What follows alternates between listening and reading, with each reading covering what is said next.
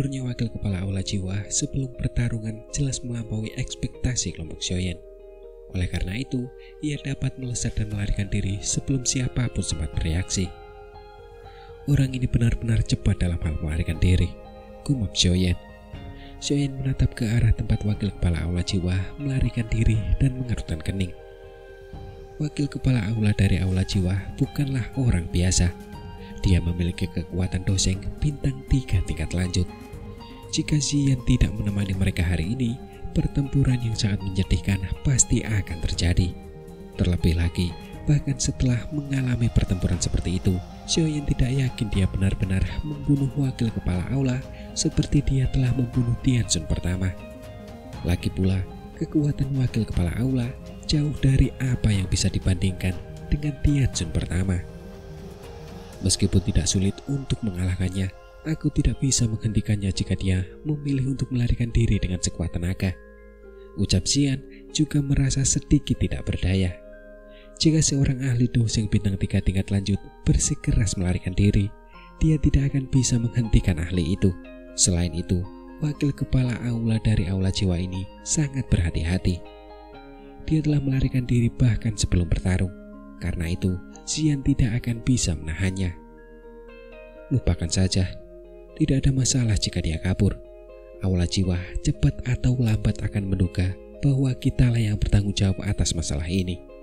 Aliansi dan aula jiwa berselisih satu sama lain. Beberapa waktu sebelumnya, aula jiwa telah mengeluarkan serangan terhadap aliansi.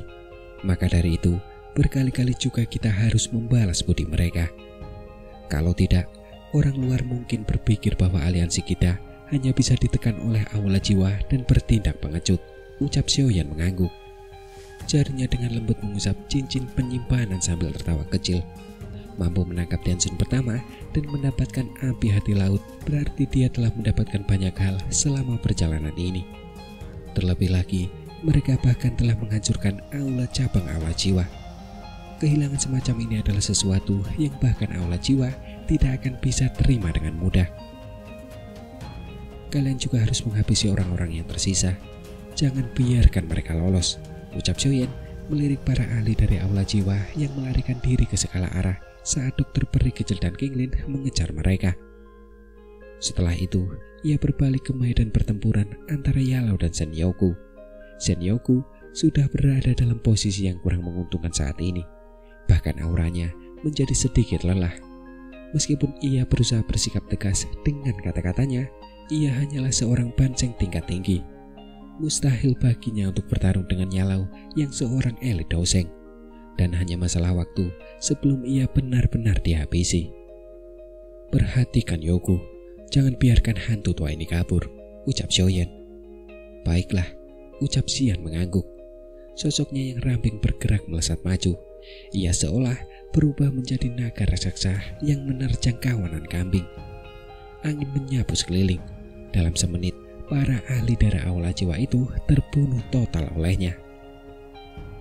Xiaoyan terlalu malas untuk mengalihkan perhatiannya dari pembantaian sepihak ini. Ia menundukkan kepala untuk melihat aula besar di bawahnya. Setelah itu, ia mengepalkan tangannya dan penguasa Suan berat muncul dalam sekejap. Ia menebas aula besar itu dengan kejap. Pilar setinggi 1000 kaki meletus dan membelah aula besar itu, memperlihatkan rantai hitam yang tak terhitung jumlahnya di dalamnya. Beberapa gugusan cahaya spiritual juga tergantung di ujung rantai tersebut. Sudut mata Xiaoyan berkedut tanpa sadar saat melihat puluhan ribu tubuh spiritual. Para bajingan dari aula jiwa ini menggunakan jiwa-jiwa ini sebagai makanan. Xiaoyan melambaikan tangannya dengan lembut. Angin yang menakutkan bertiup bagai badai yang dahsyat. Rantai-rantai itu hancur berkeping-keping dan jiwa-jiwa di dalam gugusan cahaya itu pun membuka mata mereka. Mereka memandang sekeliling dengan lemah dan kehilangan arah. Setelah itu, gejolak spiritual yang riuh rendah pun terpancar. Meskipun mereka tidak menyadari apa yang sebenarnya terjadi, mereka dapat merasakan kebebasan. Mereka telah terkurung di tempat ini selama bertahun-tahun yang entah berapa lama. Terkadang, bahkan kematian pun menjadi satu-satunya harapan mereka. Xiaoyan mendesah pelan. Ia lalu berbicara sambil memperhatikan jiwa-jiwa itu. Beberapa dari mereka tampak begitu bahagia dan gembira hingga menitikkan air mata. "Kalian semua harus pergi. Jangan biarkan aula jiwa menangkap kalian lagi," ucap Xiaoyan. Banyak jiwa melayang di angkasa. Beberapa berlutut di hadapan Xiaoyan, sementara yang lain membungkuk dalam-dalam. Hingga akhirnya mereka melesat keluar dari penghalang sambil dengan panik menuju dunia luar. Xiaoyan tanpa sadar menggelengkan kepalanya saat menyaksikan jiwa-jiwa itu pergi. Ia baru saja hendak berbalik ketika sebuah pikiran tiba-tiba terlintas di benaknya. Matanya menatap aula yang telah berubah menjadi reruntuhan. Samar-samar ia merasakan gejolak aneh dari dalamnya. Ia ragu sejenak sebelum perlahan mendarat. Ia kemudian melambaikan tangannya dengan lembut, sementara angin yang menakutkan menerbangkan pilar batu setinggi 1000 kaki. Xiaoyan dengan cepat menggali lebih dalam. Ketika reruntuhan itu terbelah, memperlihatkan sebuah lubang besar dalam sekejap mata. Ada gugusan cahaya setinggi 5 kaki yang tergantung di dalam lubang itu. Gugusan cahaya itu transparan, bagian luarnya terikat pada bertonton rantai hitam. Ujung lain dari rantai ini telah terhubung dengan jiwa-jiwa yang telah melarikan diri sebelumnya. Gugusan cahaya ini adalah benda yang telah terbentuk dari tubuh-tubuh spiritual sebelumnya. "Ini," gumam Xiaoyan. Xiaoyan mengerutkan kening saat melihat gugusan cahaya ini. Ia bisa merasakan fluktuasi spiritual yang sangat mengerikan di dalam gugusan cahaya itu. Terlebih lagi, fluktuasi spiritual ini sangat murni. Bahkan tidak ada satupun kotoran yang tercampur di dalamnya. "Inilah esensi jiwa," ucap Yalau. Suara Yalau terdengar dari belakang Xiaoyan. Xiaoyan menoleh dan melihat Yalau turun dari langit. Hantu tua Yougu itu telah dihabisi dengan cepat setelah Xian turun tangan. Karena itu, Yalau bebas melihat sekeliling.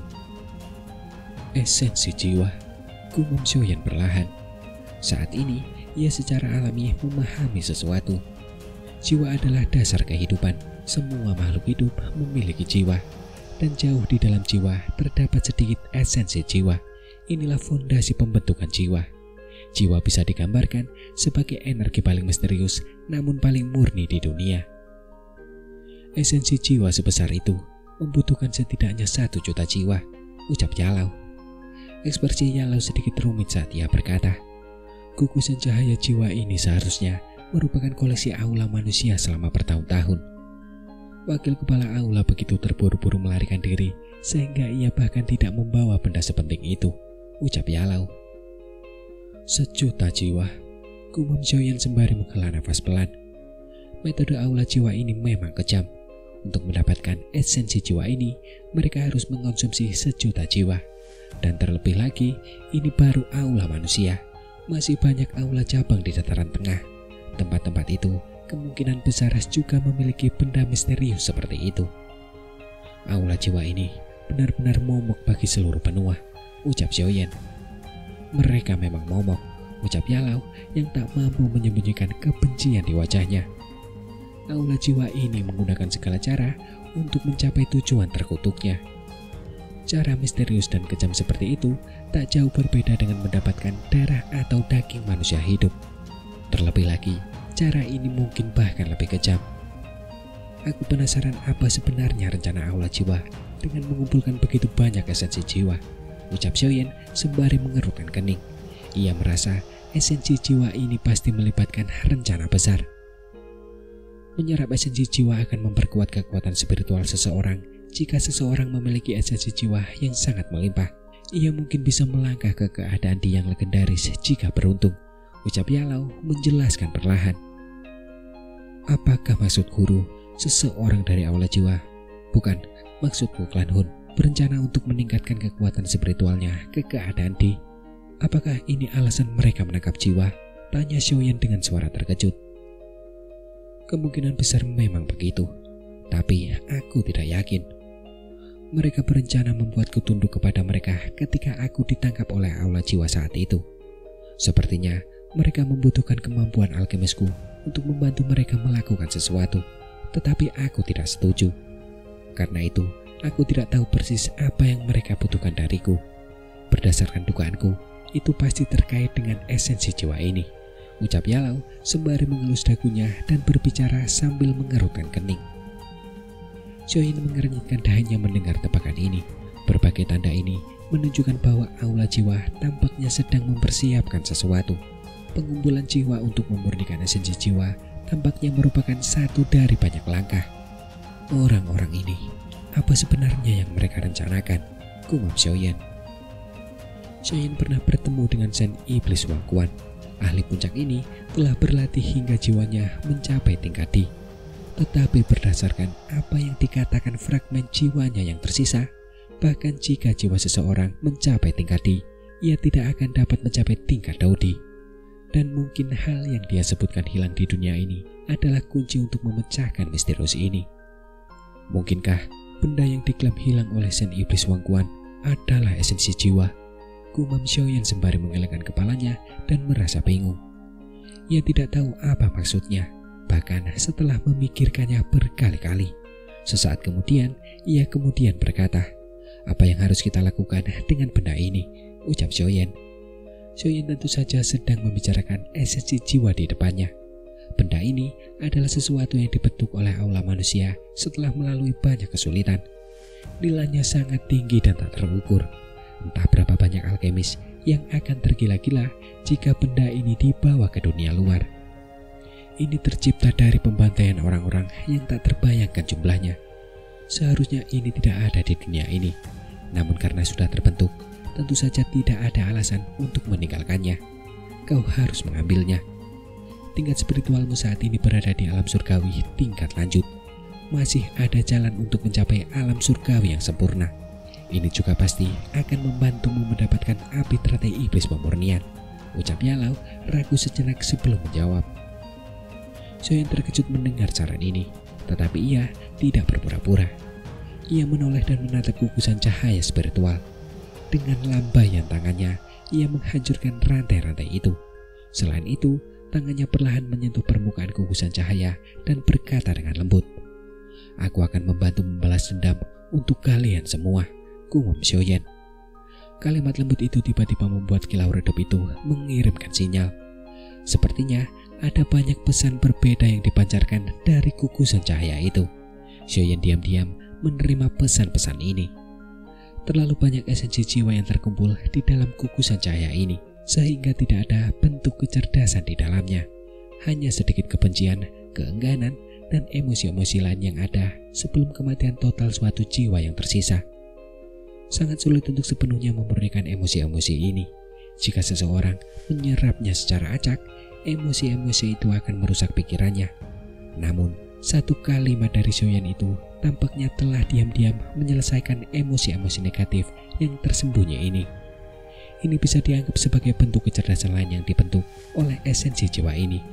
Bahkan ketika mereka mati, mereka akan menggunakan kekuatan terakhir mereka untuk mempersulit orang-orang yang membunuh mereka. Meskipun tampaknya mudah untuk menyelesaikan emosi-emosi ini, mereka yang berasal dari aula jiwa tidak akan pernah mengucapkan kata-kata seperti itu. Mereka yang memiliki afinitas berhak mendapatkan objek spiritual apapun di dunia ini. Sepertinya kau dan esensi jiwa ini cocok satu sama lain, ucap Yalau. Yalau tanpa sadar tersenyum dan berkomentar setelah melihat Xiaoyan menggunakan satu kalimat untuk menyelesaikan emosi negatif yang tersembunyi dalam gugusan cahaya jiwa. Orang-orang dari aula jiwa ini telah melupakan segala macam kejahatan, ucap Xiaoyan lalu mendesah pelan. Ia melambaikan lengan bajunya sambil memasukkan gugusan cahaya jiwa ini ke dalam cincin penyimpanannya. Setelah itu, ia melihat sekelilingnya. Saat ini, orang-orang yang tersisa dari aula manusia, kecuali wakil kepala aula yang telah melarikan diri, semuanya telah terbunuh. Meskipun banyak ahli dari aula jiwa adalah tubuh spiritual yang akan lenyap dari dunia setelah kematian, masih banyak dari mereka yang memiliki tubuh fisik. Oleh karena itu, area ini benar-benar dipenuhi mayat. Aroma darah yang kuat juga membumbung ke langit. Ria kecil muncul di mata Xiaoyan saat ia menyaksikan pemandangan ini. Ia langsung menjadi acuh tak acuh. Ia jarang terlibat dalam pembantaian seperti ini, tetapi ia tidak akan merasa kasihan sedikit pun kepada orang-orang yang membantu orang lain melakukan kekejaman. Semua orang ini memiliki tangan yang ternoda oleh nyawa, Bahkan klan Xiao hampir disingkirkan oleh orang-orang dari aula jiwa ini. "Ayo pergi," ucap Xiaoyan. Xiaoyan tidak ingin berlama-lama di wilayah yang dipenuhi mayat ini. Setelah meraih gugusan cahaya jiwa, ia berbalik dan bergegas keluar dari pegunungan. Yalau dan yang lainnya di belakang dengan hati-hati memeriksa area itu sekali lagi sebelum mereka segera mengikutinya. Sekitar 10 menit setelah rombongan Xiaoyan pergi, ruang di gunung tak jauh dari sana mulai berfluktuasi. Sesosok hitam muncul dari sana dan akhirnya memasuki reruntuhan aula. Ekspresinya langsung muram setelah melihat reruntuhan yang digali. Kemarahan dan penyesalan juga memenuhi matanya. Jiwa-jiwa yang telah susah payah dikumpulkan oleh aula manusiaku selama ratusan tahun telah direnggut oleh bocah itu. Jika kabar ini sampai ke klan, aku pasti akan dihukum berat, ucap sosok itu. Sosok hitam itu tentu saja adalah wakil kepala aula dari aula jiwa yang telah melarikan diri sebelumnya. Saat ini, ia sedang menata bagian dalam aula yang kosong. Ekspresinya sedikit memucat. Aula manusia dianggap sebagai aula cabang penting di dalam aula jiwa. Jiwa-jiwa yang dikurung juga relatif kuat. Dengan demikian, esensi jiwa yang dikumpulkan sangat kuat. Namun sekarang, esensi jiwa itu telah diambil oleh Xiaoyan dan jiwa-jiwa yang terkurung itu juga telah dilepaskan olehnya. Kehilangan ini adalah sesuatu yang bahkan aula jiwa tak sanggup menanggungnya. Bocah itu dijaga oleh seorang ahli dari suku naga Void kuno. Dengan kekuatanku sendiri, aku bukan tandingannya. Selain ketua aula, tak seorang pun di aula jiwa yang bisa membunuh bocah itu. Inilah bahaya yang datang dari membiarkan harimau tumbuh, ucap wakil ketua aula jiwa menggelengkan kepalanya dengan frustasi. Saat itu, Xiaoyan hanyalah semut yang sangat kecil di mata aula jiwa. Namun setelah 1 dekade, semut dari masa lalu itu perlahan tumbuh ke titik di mana seluruh aula jiwa tidak bisa menghadapinya. Kecepatan pertumbuhannya benar-benar menyebabkan seseorang merasakan penyesalan yang tak berujung hanya dengan memikirkannya. Jika mereka lebih memperhatikannya saat itu, mereka pasti bisa menyingkirkan musuh besar ini sejak dini. Api teratai iblis pemurnian akan turun ke dunia ini dalam 2 bulan. Kepala aula pasti akan turun tangan saat itu. Jika klan berhasil mendapatkan api teratai iblis pemurnian, kita akan dapat mempercepat rencana kita. Ini dapat membantu menebus kerugian akibat kehancuran aula manusia, ucap wakil kepala aula. Mata wakil kepala aula berkilat cepat. Sesaat kemudian, ia akhirnya menggertakkan giginya. Ruang di sekitarnya berfluktuasi saat tubuhnya perlahan menghilang. Kita gagal merebut api teratai iblis pemurnian terakhir kali, sehingga menunda rencana klan Hun. Kali ini, klan Hun kita pasti akan mendapatkannya. Setelah kita mendapatkan api iblis itu, klan tidak perlu lagi mematuhi apa yang disebut perjanjian klan. Dan di saat itu tiba, para ahli klan akan turun tangan dan Xiaoyan hanya akan berakhir dengan kematian. Xiaoyan, tunggu saja. Klan Hunku pasti akan membalas dendam. Kau telah menghancurkan aula manusia kami, tetapi lain kali kami akan menghancurkan aliansi istana langitmu, ucap wakil kepala aula jiwa. Wakil kepala aula jiwa menghilang dari dunia, tetapi suaranya yang jahat dan kejam perlahan-lahan masih ada dan tidak menghilang untuk waktu yang lama. Berita tentang hancurnya aula jiwa mungkin tidak diumumkan, tetapi jelas bahwa informasi mengejutkan seperti itu tidak dapat disembunyikan. Oleh karena itu, dalam waktu seminggu setelah insiden itu, masalah ini seolah menyebar luas dan mengguncang dataran tengah serta menimbulkan banyak kejutan. Semua faksi di dataran tengah jelas menyadari kekuatan aula jiwa. Eksistensi yang mendominasi ini telah berdiri di puncak dataran tengah. Bahkan Menara Pil telah berkali-kali kalah dalam pertempuran melawan mereka. Oleh karena itu, banyak orang tidak berani membalas dendam meskipun telah menderita karena aula jiwa. Yang bisa mereka lakukan hanyalah menekan kebencian di hati mereka. Namun setelah mendengar kabar tersebut, wajar jika beberapa orang merasa sangat gembira. Faksi super baru yang dikenal sebagai Aliansi Istana Langit juga mulai dianggap serius. Saat itu, tak seorang pun terlalu memikirkan aliansi ini. Lagi pula, aula jiwa terlalu kuat dan aliansi itu juga telah diserang beberapa waktu sebelumnya. Hal ini membuat banyak orang berpikir bahwa aliansi itu mulai goyah menghadapi badai. Namun, aliansi itu mengambil tindakan ini untuk memberitahu semua orang bahwa aliansi Istana Langit tidak takut pada aula jiwa. Sesuatu seperti menghancurkan aula manusia dari 3 aula Tiangang adalah sesuatu yang belum pernah dicapai Menara Pil, bahkan selama perang mereka dengan aula jiwa. Namun kali ini, aliansi tersebut berhasil melakukan apa yang tidak bisa mereka lakukan. Aliansi Istana Langit tak diragukan lagi telah menunjukkan kepada semua orang bahwa mereka memiliki kekuatan untuk melawan aula jiwa. Akibat hancurnya aula manusia, seluruh dataran tengah dan aliansi akhirnya merasakan atmosfer yang sangat heboh. Dan sementara itu, Xiaoyan beristirahat selama beberapa hari agar ia dapat segera memurnikan dan menyerap esensi jiwa. Kondisi spiritualnya berada di tingkat surgawi tingkat lanjut. Ia sedikit lebih kuat daripada Yalau, tetapi masih ada satu tingkat setelah tingkat lanjut ini, yaitu tingkat surgawi sempurna. Hanya setelah mencapai keadaan surgawi sempurna, barulah mungkin untuk maju ke keadaan di yang legendaris. Jiwa keadaan di jarang terbentuk, bahkan di zaman kuno sekalipun. Mereka yang mampu mencapai tingkat ini kebanyakan adalah eksistensi puncak pada masa itu. Contohnya adalah seseorang seperti Sen Iblis Wangkuan. Namun meskipun memasuki keadaan di, bukan berarti seseorang akan mampu menjadi dodi sejati, karena ada satu hal yang tak perlu diragukan. Setelah mencapai puncak bintang ke-9 dari kelas Doseng, kekuatan spiritual seseorang akan memungkinkan kekuatannya melambung melampaui batas dan berkembang kembali.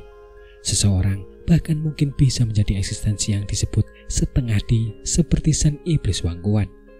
Namun tentu saja peningkatan kondisi spiritual seseorang sangatlah sulit. Hampir tidak ada yang mencapai kondisi surgawi sempurna, bahkan di seluruh benua. Leluhur misterius Menara Pil kecil yang gemar menjelajahi dunia mungkin menjadi salah satunya. Kepala klanku dan klan Hun mungkin juga telah mencapai kondisi itu, tetapi bagaimanapun dihitung, jumlahnya akan sangat sedikit. Xiaoyan duduk di atas batu besar di gunung di alam bintang, sementara lapisan awan melayang di sekitarnya. Gugusan cahaya setinggi 5 kaki melayang di depannya. Kilau lembut dan murni terus terpancar darinya. Cahaya itu jatuh ke rerumputan dan dedaunan di sekitarnya, membuatnya berubah menjadi hijau yang lebih kaya. Mata Xiaoyan mengamati gugusan cahaya jiwa ini sambil menghembuskan nafas pelan. Ia mengulurkan tangan dan menyentuh gugusan cahaya tersebut. Setelah kontak ini, Xiaoyan dapat merasakan kekuatan kuat dan dahsyat yang terkandung dalam gugusan esensi jiwa ini. Perasaan itu membuat jiwa di dahi Xiaoyan terasa sangat hangat. Xiaoyan kemudian melebarkan mulutnya. Gumpalan api berwarna coklat keabu-abuan dengan warna biru samar menyembur keluar. Api surgawi di dalam tubuhnya telah memurnikan api hati laut. Namun tentu saja peningkatan setelah memurnikan api surgawi ini tidak signifikan dan itu sesuatu yang sudah diperkirakan Xiaoyan. Kekuatannya hanya meningkat sedikit, tetapi belum cukup untuk mencapai bintang kedua tingkat menengah dari kelas Doseng.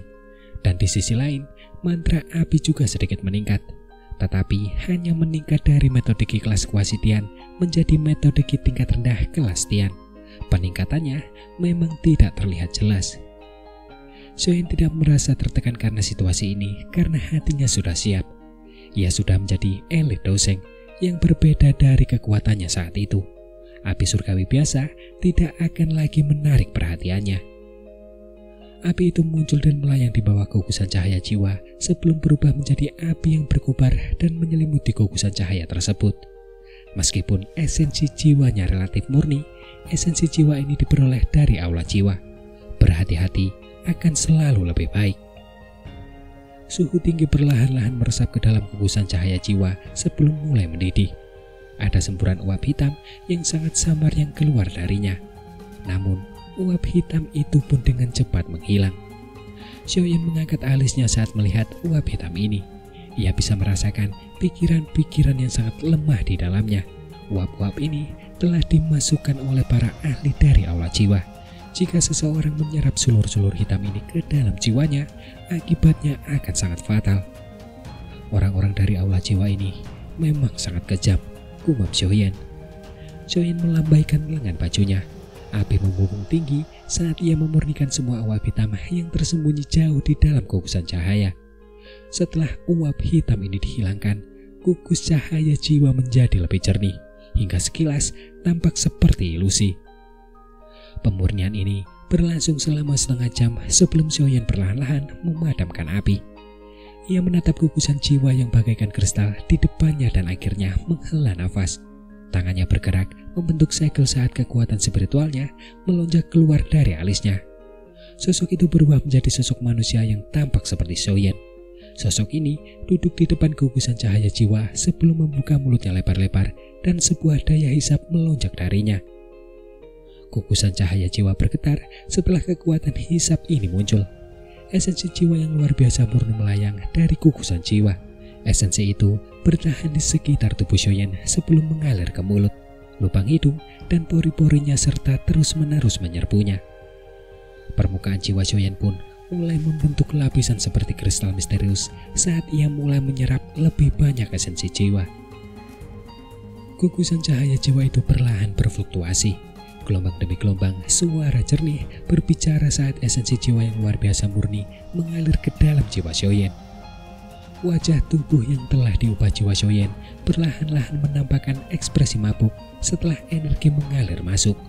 Jiwanya seakan terbenam dalam cahaya hangat. Perasaan itu seperti bayi dalam kandungan. Lapisan demi lapisan kristal misterius samar perlahan mulai muncul di permukaan jiwanya. Sekilas, jiwanya tampak seperti manusia sungguhan dan membuat jiwanya tampak sangat misterius. Bagian dalam gugus cahaya jiwa mengandung kekuatan esensi jiwa yang sangat menakutkan. Kekuatan esensi ini terbentuk setelah aula jiwa mengekstraksi jutaan jiwa. Di hadapan esensi jiwa yang begitu besar dan perkasa itu, bahkan Xiaoyan pun merasa sangat kecil. Seiring Xiaoyan menyerap lebih banyak esensi jiwa, gelombang melingkar riak tak terlihat mulai terbentuk dengan dirinya yang berada di tengah.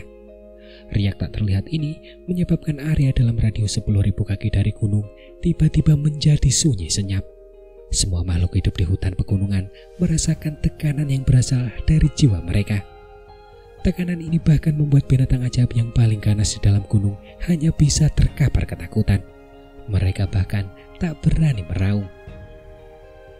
Aktivitas latihan Xiaoyan cukup intens. Fluktuasi itu mungkin tampak tak terlihat, tetapi memiliki tekanan yang tak tertahankan.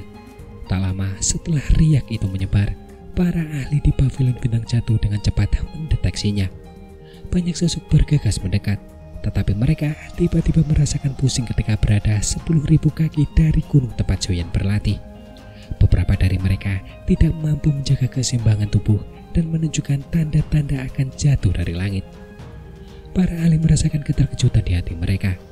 Mereka buru-buru mundur dan baru merasa lebih baik setelah meninggalkan radius 10.000 kaki dari gunung itu. Mata mereka benar-benar terkejut saat menatap gunung dengan awan yang menggantung di atasnya. Kekuatan spiritual orang ini benar-benar menjadi menakutkan. Sesaat setelah kata-kata itu keluar dari beberapa sosok dari pavilion bintang jatuh, kelompok Yalau juga muncul di langit. Mata mereka menatap gunung di kejauhan dengan ekspresi muram. Bahkan mereka pun tak mampu menahan tekanan spiritual semacam itu. Xiaoyan saat ini benar-benar telah jauh melampaui Yalau, baik dari segi dauki maupun jiwanya. Keadaan surgawi sempurna. Selain leluhur, sudah lebih dari 1000 tahun sejak seseorang di menara pil kecil mencapai keadaan ini. Kau benar-benar telah menerima murid yang baik kali ini. Prestasi Xiaoyan sudah cukup mempermalukan generasi muda dari klan Yao dan bahkan beberapa iblis tua mereka, ucap tetua pertama menara pil. Mata tetua pertama menara pil kecil sedikit iri saat ia menatap gunung tempat Xiaoyan berlatih. Namun ia hanya mendesah pelan. Keadaan spiritualnya telah berada di keadaan surgawi tingkat lanjut selama 100 tahun. Namun ia belum mampu menyentuh keadaan surgawi yang sempurna. Dari pengalaman itu, sangatlah mungkin untuk merasakan betapa sulitnya meningkatkan keadaan spiritual seseorang. Mendengar itu, Yalau tersenyum tipis. Ada kegembiraan yang tak terelakkan di matanya. Kemampuan Xiaoyan untuk mencapai tahap ini bahkan melampaui ekspektasi terliarnya.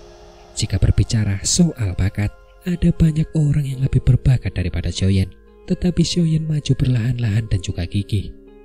Ia melangkah selangkah demi selangkah menuju tingkat yang membuat orang-orang yang sangat berbakat itu memandangnya. Namun, mencapai tingkat ini membutuhkan keberuntungan, ketekunan, dan banyak pengalaman hidup dan mati. Klan Yao, begitu aku punya waktu nanti, aku pasti akan pergi ke sana bersama Xiaoyan.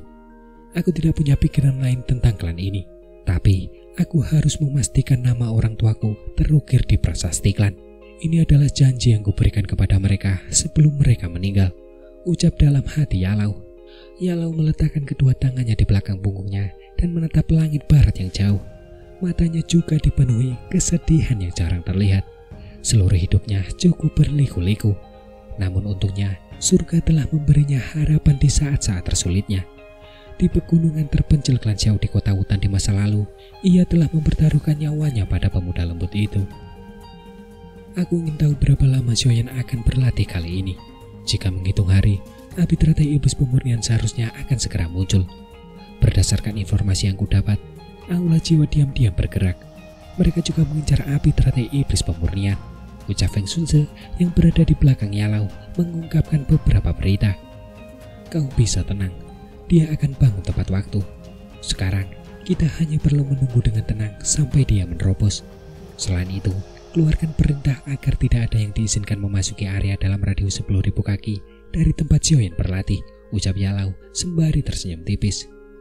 Ia tidak terus berdiam diri, sebaliknya tubuhnya bergerak dan ia perlahan kembali ke aula utama.